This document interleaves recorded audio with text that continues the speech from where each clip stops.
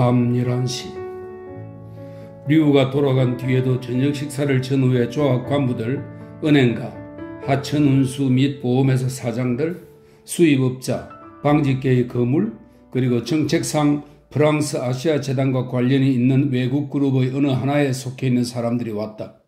페랄은 군자금 객출에 관해 류에게만 기대를 건 것은 아니었다. 중국의 산 심장인 자기에게 생기를 불어넣어 주는 것이 지나갈 때마다 세차게 고동치곤 했다. 가장 멀리 떨어진 벽촌에서도 무수한 혈관들이 운하처럼 이 수도를 향해 모여들고 있었다. 대부분의 지주들은 그것을 의지하고 있었다. 중국의 운명이 걸려있는 이 상하이로 총소리는 여전했다. 이제는 기다리는 수밖에 없었다. 옆방에서는 발레리가 침대에 누워있었다. 페랄은 인텔리지만 몸이 허약했던 자기 친구 한 사람이 문득 생각났다. 그는 그 친구에게 정부가 많은 것을 퍽 부러워했다. 어느 날 발레리에게 그 친구 얘기를 했더니 그녀는 억센 힘과 약한 점을 동시에 지닌 남자처럼 매력 있는 남자는 없어요 라고 대답했다. 어떤 사람이건 그의 생활로서 그 사람을 설명할 수는 없다고 믿는 그는 발레리의 그 한마디를 그 여자가 자기 생활에 관해서 그에게 털어놓은 모든 고백보다도 더 깊이 새겨놓고 있었다. 하지만 그 여자가 자기에게 애정이 없다는 것쯤은 그도 모르는 바 아니었다. 자기가 그 여자의 허영심을 만족시켜주고 있으며 가장 달콤한 한 남자로서 자기와 헤어질 것을 그 여자가 기대하고 있다는 것을 그는 알아차리고 있었다. 그러나 그는 그 여자가 그만한 자기에게서 어린애 같은 면이 갑자기 나타나기를 기다리고 있다는 것도, 그녀야말로 결국 자기가 사랑하게 될 정부라는 것도 미처 깨닫지 못하고 있었다. 한편 발레리는 페랄이 자기의 천성과 당면한 투정 등으로 해서 사랑이 아닌 에로티시즘 속에 빠지고 있다는 것을 모르고 있었다. 양장점을 크게 차려놓고 있는 이 부유한 디자이너는 돈에 몸을 팔 여자는 아니었다. 적어도 아직은 그렇지 않았다. 그 여자가 단언하는 바에 의하면 대개 여자들의 에로티시즘이란 마음에 드는 남자 앞에서 옷을 벗는 데 있다는 것이다. 그것도 마음껏 100% 효과를 누릴 수 있는 건 단 한 번뿐이라는 것이었다. 그러나 그 여자가 그와 함께 자는 것은 이번이 세 번째였다. 그는 그 여자가 자기와 비슷한 자존심을 가졌음을 느끼고 있었다. 남자는 줄곧 유행을 하고 여자는 그 대신 애인을 가진다. 그 여자는 전날 밤에 이런 말을 했다. 숱한 여자들이 그렇듯 이 여자도 자기가 보이는 냉혹함과 친절함의 뚜렷한 대조의 마음이 끌린 것일까? 그는 이런 이유에 가장 강렬한 자기 감정인 자존심을 걸고 있다는 것을 모르지는 않았다. 어떤 남자도 정말 여자들을 안다고 말할 수는 없는 거예요. 남자란 여자가 새로 화장을 할 때마다, 새 옷을 입을 때마다, 새 애인이 생길 때마다 그 여자의 영혼이 새로워진다는 것을 통 이해하지 못하거든요. 의도적인 미소를 짓고 이렇게 말하는 여자를 상대로 이런 유의를 한다는 것은 결코 안심할 수 없는 일이었다. 그는 방으로 들어갔다. 포동포동한 두 팔 속에 머리카락을 물결치듯이 늘어뜨리고 누워있던 발레리는 웃으며 그를 쳐다보았다. 그 미소가 쾌락의 순간에 여자의 모습에서 볼 수 있는 그러한 강렬하고도 심신을 내어 던진 듯한 생명감을 느끼게 해주었다. 쉬고 있을 때 발레리의 표정에는 부드러운 웃음가 깃들어 있었다. 페랄은 그 여자를 처음 만나던 날 어두운 얼굴이라고 말한 것이 생각났다. 그 잿빛 눈동자가 지닌 부드러운 빛에 어울리는 얼굴이라고. 그러나 교태를 부리기 시작하면 입 한가운데보다도 가장자리가 활 모양으로 오므라들며 독특한 미소가 물결치는 짧은 머리칼과 이상하게도 잘 어울렸다. 또 그런 때면 부드러움이 사라진 눈과도 잘 어울렸다. 그리고 그 순간의 표정은 얼굴선이 섬세하고 아름다운데도 불구하고 어쩐지 몸을 내던지고 애물을 기다리는 고양이의 묘한 표정과도 비슷하게 보였다. 페랄은 본시 동물을 좋아했다. 너무도 그만한 성미 때문에 다른 사람들과 어울릴 수 없는 사람들이 흔히 그렇듯이 그는 동물이 그 중에서도 특히 고양이가 좋았다. 그는 욕실에 들어가서 옷을 벗었다. 욕실의 전구는 깨져 있었다. 화장 도구에 거리의 화재의 불빛이 비쳐 있었다. 그는 창밖을 내다보았다. 거리에는 출렁임이 흘러가는 검은 물길 밑에서 수백만의 고깃대가 움직이듯이 군중들이 술렁거리고 있었다. 문득 그 군중들이 마치 잠들어 꿈을 꾸는 사람들처럼 넋을 잃은 사람들같이 보였다. 그리고 그 군중들을 버린 넋이 지금 건물들의 윤곽을 환히 드러내 보이는 저 불바다 속에서 환승을 올리며 타오르고 있는 것 같았다. 그가 방으로 돌아오니 발레리는 이미 미소는 짓지 않고 공상에 잠겨 있었다. 그는 미소를 띤 여자에게서만 사랑을 받고 있다고 생각하는 것일까? 웃음이 사라진 그 여자의 모습은 마치 낯선 여자처럼 대부분의 그와 거리가 멀어지는 것이었다. 장갑 열차는 몇 분씩 간격을 두고 마치 개가를 올리기라도 하듯이 포격을 계속하고 있었다. 장갑 열차는 병령이나 병기창 그리고 러시아 교회와 함께 아직 상하이 정권의 소나기에 들어있었다. 여보, 당신 클라피크 씨를 만나봤어요? 발레리가 물었다. 상하이에 있는 프랑스 거류민치고 클라피크를 모르는 사람은 없었다. 발레리는 전전날 저녁 만찬에서 그를 만났던 것이다. 클라피크의 그 환상적인 거동이 몹시 재미있었던 모양이다. 가마시의 수채화를 사달라고 부탁해 두었지. 그거 골동품 상점에서 살 수 있잖아요? 물론이지. 하지만 이번엔 가마가 곧 유럽에서 돌아오거든. 두어 주일 후에는 여기를 지나갈 거야. 클라피크는 피곤해서 재미있는 이야기는 2가지밖에 안 했지. 전당포에 도둑질을 하러 들어갔는데 7연금처럼 생긴 구멍으로 용케 들어왔다고 해서 석방된 중국의 도둑 이야기하고, 또 하나는 20년이나 토끼를 기르고 있었다는 어느 고명한 선생 이야기지. 그 사람의 집과 토끼집이 세관을 가운데 두고 양쪽에 있었는데 다시 정건하게 된 세관 관리가 말이야, 후임자들에게 그 선생께서 날마다 세관 앞을 지나간다는 것을 알리는 것을 그만 잊어버리고 그냥 가버렸다는 거지. 그래서 어느 날 그 사람이 풀이 가득 든 바구니를 안고 오자, 여보, 그 바구니 좀 봅시다 하고 불러 세웠지. 그런데 말이야, 그 선생의 바구니 풀 밑에는 시계며 시계줄, 전구, 사진기 같은 것이 들어있었다는 거야. 그래, 이걸 토끼에게 먹입니까? 네, 세관장님. 문제의 그 토끼들을 헐겨보며 다시 말하기를, 이게 싫다면 오늘은 이 토끼놈들 입에는 아무것도 들어갈 게 없죠. 해버렸다나? 아주 과학적인 이야기군요. 이제 알았어요. 방울이나 북을 단 토끼들이 애들 방에서는 그렇게도 들볶이지만 달나라나 그런 곳에서는 즐겁게 지내고 있군요. 그 예쁜 짐승들이 모두 그런 곳에서 온 것이었군요. 그 등막 높은 사람을 그렇게 대하다니 가슴 아픈 일이죠. 혁명파 신문은 크게 떠들어댈 거예요. 왜냐하면 그 토끼들은 정말 그런 것들을 먹고 살았을 테니까요. 당신은 이상한 나라의 앨리스 얘기를 읽었지?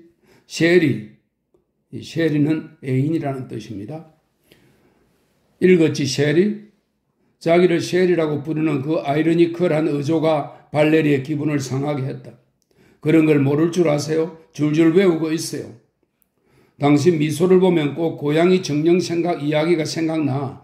형체도 없이 미소만이 공중에 떠다닌다는 그 넋을 흐리는 미소 말이야. 어째서 여자의 지혜란 언제나 자기 것이 아닌 것을 택하려고 하는 것일까?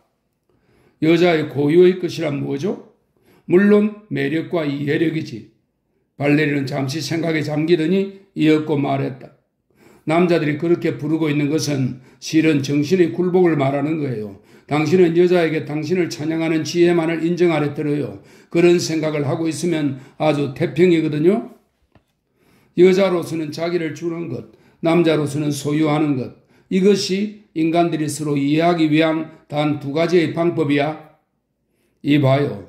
여자는 결코 아니면 대개가 자기를 주는 것이 아니고 남자는 실은 아무것도 소유하지 못한다고 생각하지 않으세요? 차라리 남녀관계는 하나의 유예요. 나는 그 여자를 소유했다고 생각한다. 그러니까 그 여자도 소유당한 것으로 생각하고 있다. 그런 식이죠. 과연 정말 그럴까요? 다음 예는 좀 서투르기는 하지만 그건 마치 병보다도 자기가 더 중요하다고 생각했다는 병막의 이야기와 다름없다고 생각지 않으세요? 어떤 여자를 대할 때 그 여자의 방종한 소행은 오히려 폐랄의 구미를 당기는 것이지만 여자의 정신적인 자유는 딱 질색이었다. 그는 여자를 지배할 수 있는 감정, 그리스도교적인 수치심이랄까? 자기가 받은 수치심에 대한 감사랄까? 그 감정을 발레리가 다시 느끼도록 해주고 싶은 안타까운 충동을 느끼고 있었다. 발레리는 거의 이러한 심정을 알 리 없었지만 그래도 그가 순간 자기에게서 떨어지고 있다는 것은 눈치채고 있었다. 그리고 그의 정욕을 민감하게 포착하고는 자기 마음대로 다시 그를 자기에게로 끌어올 수 있다는 만족감에 잠기며 입을 반쯤 벌리고 그가 자기 미소를 무척 좋아하니까 취한 듯한 눈길로 그를 바라보았다. 그러면서도 발레리는 속으로 딴 것을 생각하고 있었다. 거의 대부분의 남자들이 그렇듯이 페랄도 자기를 유혹하는 데서 느끼는 내 쾌감의 표정을 마치 남자에게 몸을 내맡긴 여자의 쾌감인 양 제멋대로 생각할 것임이 틀림없다고. 그는 침대로 들어왔다. 그가 애모하기 시작하자 발레리의 표정이 약간 긴장되었다. 그는 그 표정이 풀리는 것을 보고 싶었다. 온 정열을 기울여 발레리의 다른 표정을 불러일으키려 했다. 관능적인 쾌감이 솟아오를 때도 지금의 그 표정이 그대로 발레리의 얼굴에 고정되어 버리는 것을 원치 않았다. 마치 무슨 가면이라도 깨뜨리고 있는 것 같았다. 그 여자가 간직하고 있는 가장 깊고 은밀한 그 무엇이야말로 자기가 무엇보다도 그 여자에게서 끌어내고 싶은 것 같이 생각되었다. 지금까지 그 여자와 잔 것은 늘 어두운 방에서였다. 이번에도 손으로 여자의 다리를 벌리려고 하자 그 여자는 불을 껐다. 그는 다시 불을 켰다. 그는 손으로 더듬어 스위치를 찾고 있었다. 그러나 여자는 어쩌다 잘못 켜은 것으로 알고 다시 꺼버렸다. 그는 곧 다시 켰다. 신경이 예민해진 여자는 웃음과 노여움이 한꺼번에 치밀어 오름을 느꼈다. 그 순간 여자는 그의 시선과 부딪혔다. 그는 스위치를 손닿지 않는 곳으로 밀어놓았다. 발레리는 그가 자기 얼굴 표정의 관능적인 변화를 살피는 것에서 쾌감의 대부분을 기대하고 있다는 것을 확실히 깨달았다.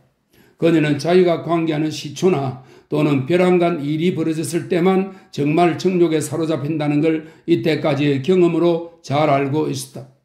이제는 스위치를 다시 찾아낼 수도 없다고 단념하는 순간 몸에 익숙한 온화함이 그녀를 사로잡았다. 그 감각은 차츰 허리에서부터 젖꼭지까지 그리고 입술까지 타고 올라왔다. 페랄의 눈빛을 보고 자기 입술이 어느새 부풀어 오른 것을 알 수 있다. 발레리는 마침내 이 따뜻한 감각에 몸을 내맡기고 말았다. 그리고 그를 확 껴안고 그 긴 고통의 가슴을 떨면서 해변을 떠나 먼 바닷속으로 끝없이 잠겨 들어갔다.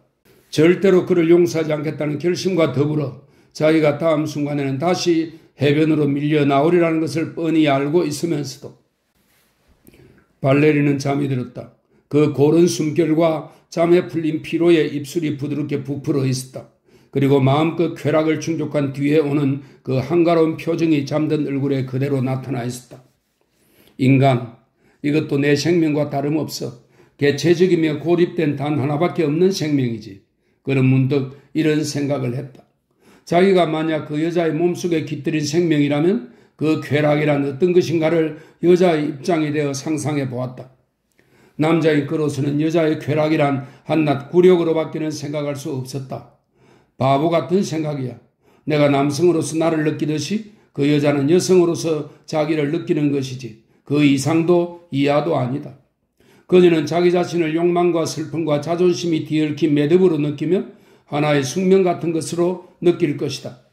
확실히 그렇다. 그러나 지금 이 순간만은 그렇지 않다. 잠과 부푼 저 입술로 해서 그 여자는 완전한 관능적 쾌락에 몸을 내맡기고 있었다. 마치 자유롭게 살아있는 인간에게를 포기하고 오직 육체를 정복당한 것에 감사하고 있는 것처럼. 장뇌와 나무잎 향기가 풍기는 중국의 이 밤 정막이 태평양 건너 저 멀리까지 잠들어 있는 깊은 정막이 시간을 초월해 그 여자를 감싸주고 있었다. 백고동 소리도 총소리도 들리지 않았다. 그 여자는 그가 결코 가질 수 없는 추억이나 희망 따위를 꿈속으로 끌어들이는 여자는 아니었다. 요컨대 발레리는 그의 쾌락의 다른한 극점일 뿐이었다. 그 여자는 이제까지 소녀 시절 같은 것은 모르고 살아온 것이나 다름없으니까. 다시 한번 폿소리가 들려왔다. 장갑열차가 또 쏘기 시작한 것이다. 이튿날 오후 4시. 돌격대 집으로 박힌 시계포에서 기어오는 장갑열차를 내다보고 있었다. 혁명군은 장갑열차의 전후 200m쯤 되는 곳에서 철로를 폭파하고 건널목을 파괴해버렸다. 기호에게는 가도를 맞고 죽은 듯 꼼짝 않는 그 열차 중에서 차량 몇 개밖에는 보이지 않았다. 그 하나는 가축 운반차처럼 닫혀 있고 다른 하나는 마치 석유 탱크 밑에 깔린 듯이 큼직한 포탑에 눌려 있어 거기서 작은 포가 비죽이 내다 보이고 있었다. 사람이라고는 그림자나 얼씬거리지 않았다. 꽉 닫힌 열차의 창구멍 뒤에 숨은 방어자들도 보이지 않고 공격자들도 철로를 내려다보는 높은 집으로 피신해버려서 눈에 띄지 않았다. 기호의 뒤로는 러시아 교회와 상업 인쇄소 방면에서 일제 사격이 계속되고 있었다. 자진해서 무기를 내 던지려 하고 있던 병정은 이미 전열을 떠나버렸다. 나머지는 죽을 것이다. 동기군은 지금 돌격 때마다 모두 빠짐없이 무장되어 있었다. 일선에서 참패당한 상하이 정부군은 총파업으로 꼼짝 못하는 기차를 겨우 운전하거나 진흙탕 길을 걸어서 휘몰아치는 비바람 속에서 간신히 난징 쪽으로 후퇴하고 있었다. 드디어 몇 시간 후에는 국민당 북벌군이 상하이에 도착할 것이었다. 연락원들이 연방 갈마들며 급보를 전해오고 있었다. 여전히 노동복을 입은 첸이 들어왔다. 기호 옆에 앉아서 장갑열차 쪽을 바라보았다. 그의 부하들은 거기서 100m 좀 떨어진 곳에 있는 바리케이트 뒤에서 경비 태세를 갖추고 있다. 그러나 그들은 공격부대가 아니었다. 옆으로 보이던 장갑열차의 포가 움직였다. 꺼진 불길의 마지막 연기 다발이 낮게 들여온 구름처럼 포 앞을 스쳐갔다. 저놈들에게 탄약이 아직도 많이 남아있을 것 같지 않은데 첸이 불쑥 입을 열었다. 포는 관측대의 망원경처럼 포탑에서 비죽이 나와 있었다. 그리고 조심스럽게 움직이고 있었다. 철판으로 만들어져 있었지만 그렇게 조심조심 움직이는 모양을 보니 아주 허약하게 느껴졌다. 우리 대포가 오기만 하면 당장, 기호가 말했다. 그들이 지켜보고 있던 대포가 움직임을 멈추고 쏘기 시작했다. 그 포소리에 응답하듯이 장갑열차를 향해 일제 사격이 시작되었다. 바로 열차 위의 얼룩진 구름 사이로 맑은 하늘이 나타났다. 연락병 한 명이 기호에게 무엇인가 서류를 전했다. 우리 편이 위원회에서 다수를 차지하지 못했어. 기호가 알려주었다. 상하이 봉기 전에 국민당이 비밀리에 소집한 대의원 총회는 26명의 중앙위원을 선출했다.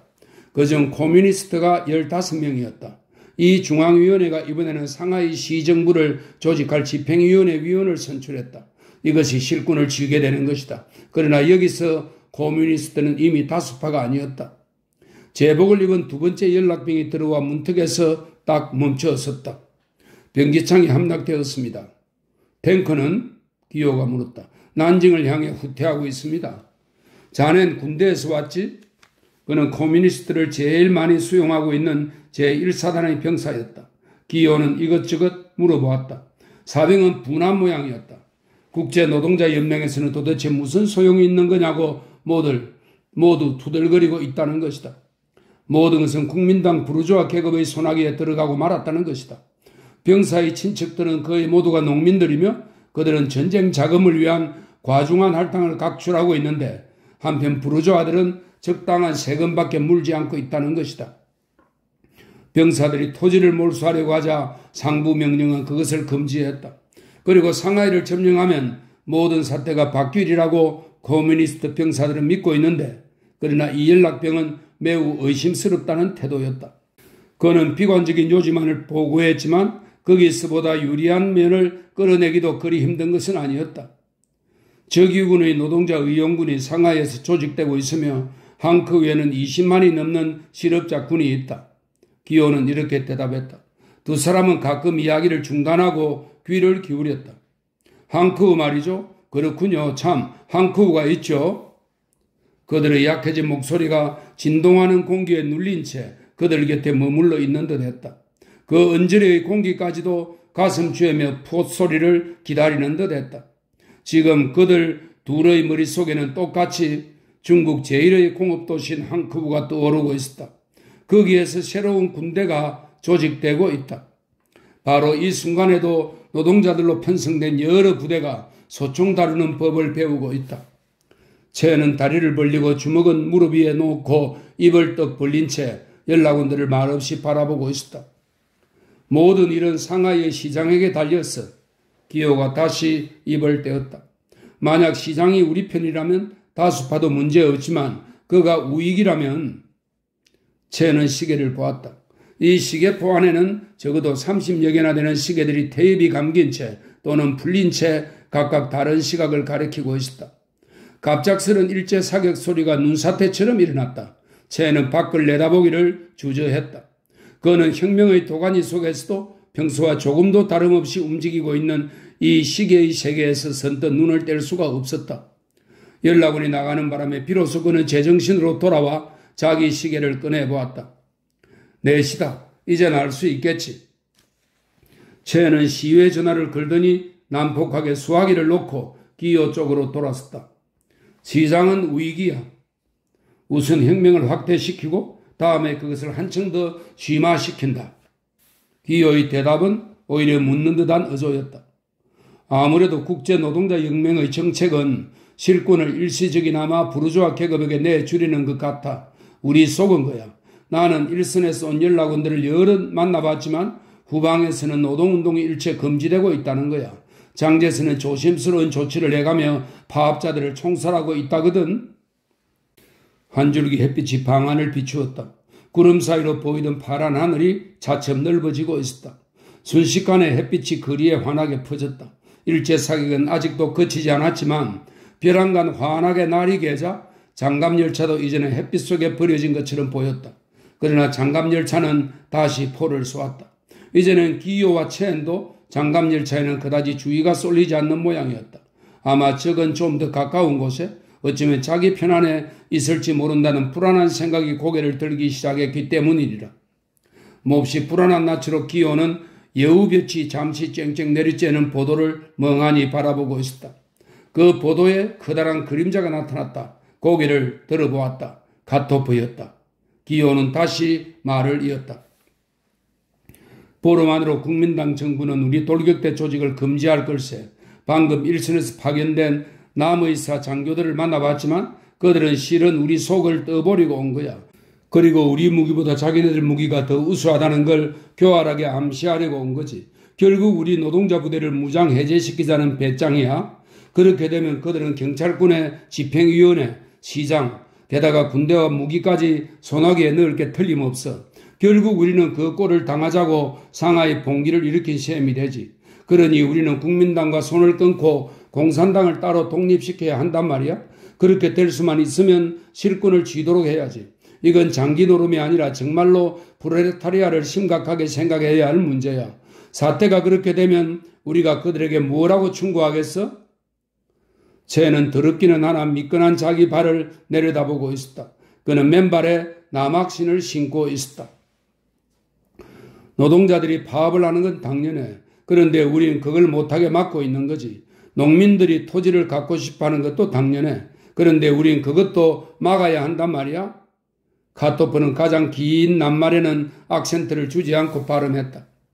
우리의 슬로건은 조금 더 많은 약속을 하고 있기는 하지만 결국은 남의사 척들이 부르짖는 것들과 다름이 없어. 그러나 남의사는 부르주아들에게 약속한 것을 주고 있는데 우리는 노동자들에게 약속한 것을 주지 못하고 있단 말이야. 기요가 다시 받았다. 그런 얘긴 지긋지긋해.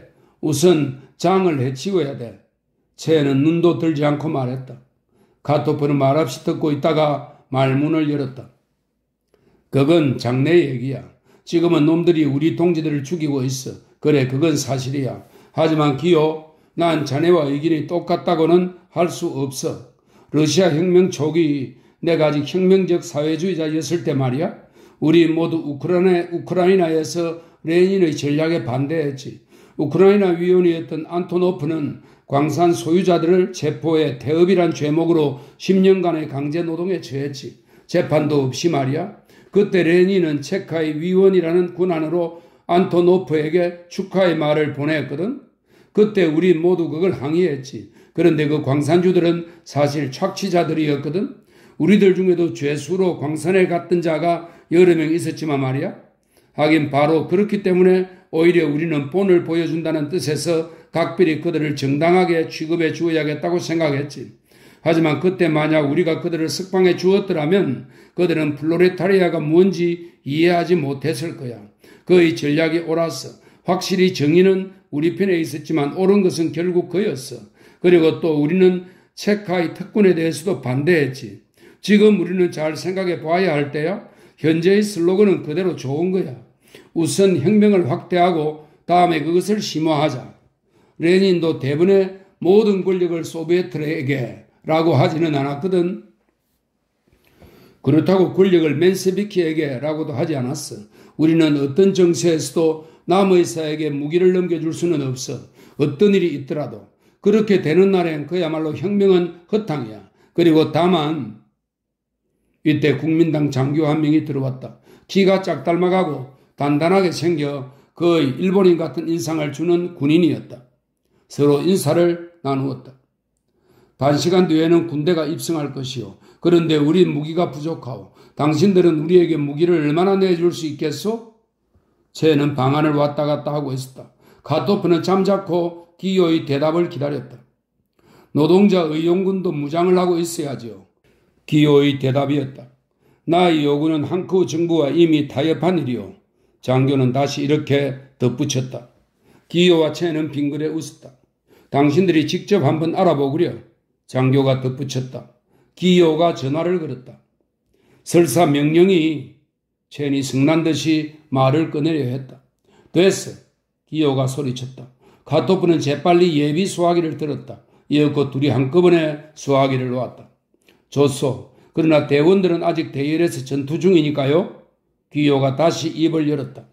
곧 포병대가 도착할 테니까 저런 것쯤은 대번에 끝날 거요. 하며 장교는 장갑 열차를 손가락질했다. 열차는 나자빠진 듯이 햇빛 속에 가로놓여 있었다.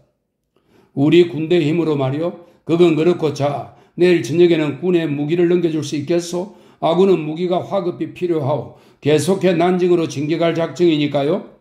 반 이상의 무기를 회수할 수 있을지 의문인데요. 그건 또 왜요? 커뮤니스트들은 모두 무기를 내놓으려 들지 않을걸요. 한국 정부의 명령이 있어도 기요는 말을 이었다.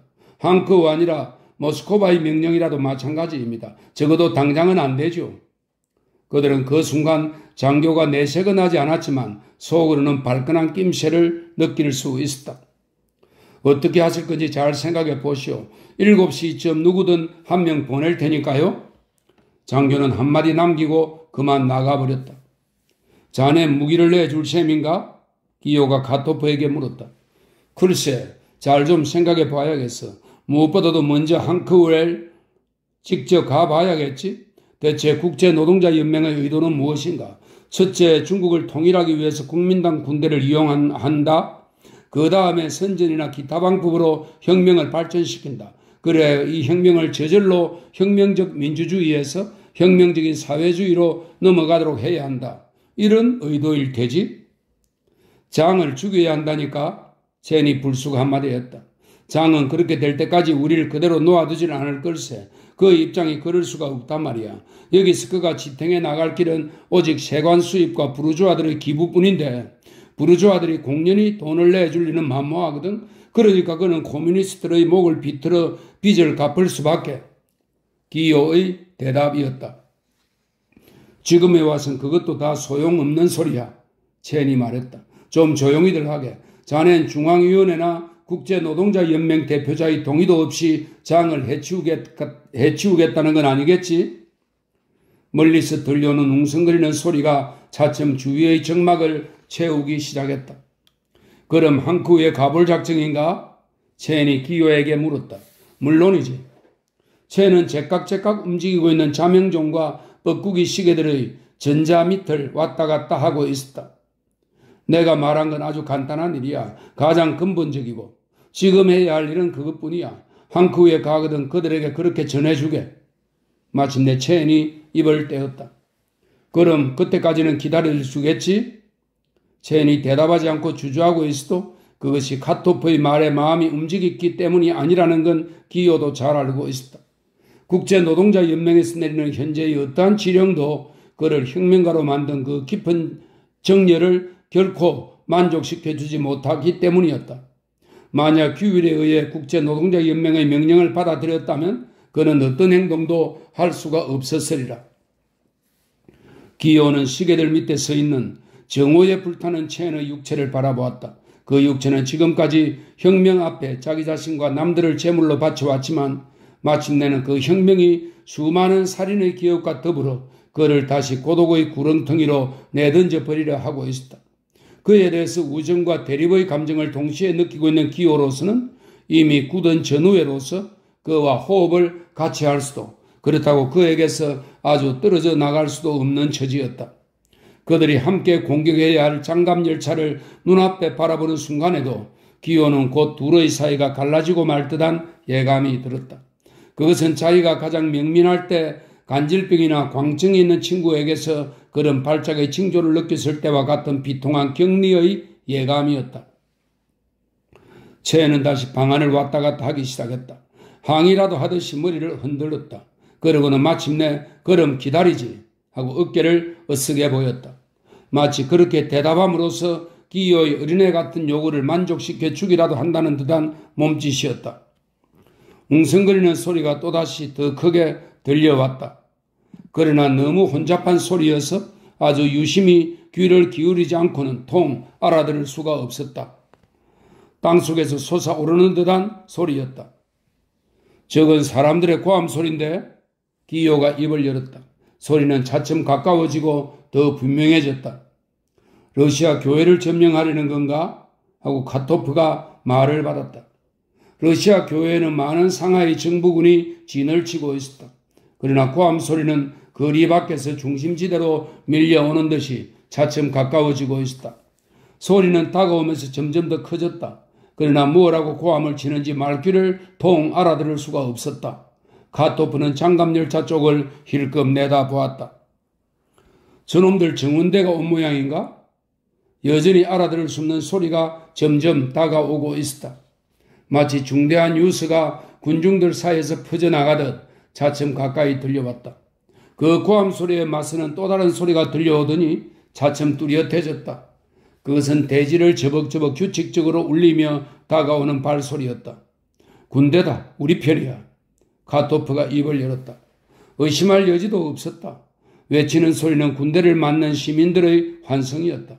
그러나 아직은 환성인지 공포의 부르짖음인지 똑똑히 구별할 수 없는 소리였다. 기호는 언젠가 홍수에 쫓긴 군중의 울부짖음 소리가 지금의 그 고함 소리처럼 들려오는 것을 들은 적이 있었다. 쇠망치를 두드리는 것 같은 발소리가 잔물길 소리로 변하더니 다시 쇠망치를 두드리는 소리로 변했다. 군인들이 일단 정지했다가 다시 다른 방향으로 옮겨가는 모양이었다. 장갑열차가 여기 있다는 보고를 듣고 온 게로군? 기호가 말했다. 장갑열차 안에 있는 적군도 고함 소리는 그들만큼 똑똑히 듣지 못했을 테지만 땅을 구르는 군대의 발소리는 철판이 울리는 통에 더 뚜렷이 들었을 것이다. 굉장한 폭음이 일어나는 바람에 셋 다 깜짝 놀랐다. 포와 기관총, 소총을 동원해 장갑열차가 사격을 시작한 것이었다. 카토프는 전에 시베리아에서 장갑열차에 타본 일이 있었다. 그는 자기 경험으로 지금 그들 앞에 있는 장갑열차 안의 단말마의 참혹한 광경을 역력히 머릿속에 떠올릴 수 있었다. 열차 안의 장교들이 이제는 제각기 마음껏 쏘라고 최후의 명령을 내린 모양이었다. 그러나 저 포탑들 속에서 한 손에는 수화기를 다른 손에는 권총을 쥐고 대체 그들은 어떻게 해보겠다는 걸까? 병사들은 모두 방금 땅을 구르던 발소리가 무엇인지 짐작했을 것이다. 지금 가라앉으면 다시는 떠오를 수 없는 거대한 잠수함 같은 저 열차 안에서 다 같이 고스란히 죽을 각오를 하고 있는 것인가? 아니면 서로 달려들어 그 속에서 반란을 일으키고 싸우려는 것인가? 장갑열차 자체가 미칠 듯한 불안 속으로 휩쓸려 들어가고 있었다. 여전히 온 열차에서 쏘아대면서 스스로의 광난으로 마구 뒤흔들리고 있는 장갑열차 자체도 선로에서 벗어나고 싶어하는 듯이 보였다. 마치 열차 안에 갇힌 사람들의 절망적인 분노가 그들을 가둔 철판으로 옮아간 듯 장갑 철판 역시 몸부림치는 것이었다. 이렇게 걷잡을 수 없이 미쳐 날뛰는 광난 속에서 특히 카토프의 마음을 사로잡은 것은 장갑열차 안의 사람들이 지금 빠져들어가는 그 죽음의 도치가 아니라 그 모든 울부짖음을 마치 미치광이를 구속하는 가죽 재킷처럼 꾹 버티고 있는 선로의 진동이었다. 그는 팔을 앞으로 내밀었다. 마치 자기 팔을 마음대로 움직일 수 있다는 것을 확인이라도 하려는 듯이. 30초쯤 지나서 소란스러운 소리도 그쳤다. 둔하게 땅을 울리는 발소리와 가게 안에 있는 모든 시계들이 똑딱거리는 소리를 압도하듯이 육중한 쇳소리가 울려왔다. 북벌 혁명군의 포병대가 온 것이다. 장갑열차의 모든 철판 뒤에서 적군 병정들은 저마다 이 소리를 마치 죽음의 선고인 양 귀를 기울여 듣고 있었다.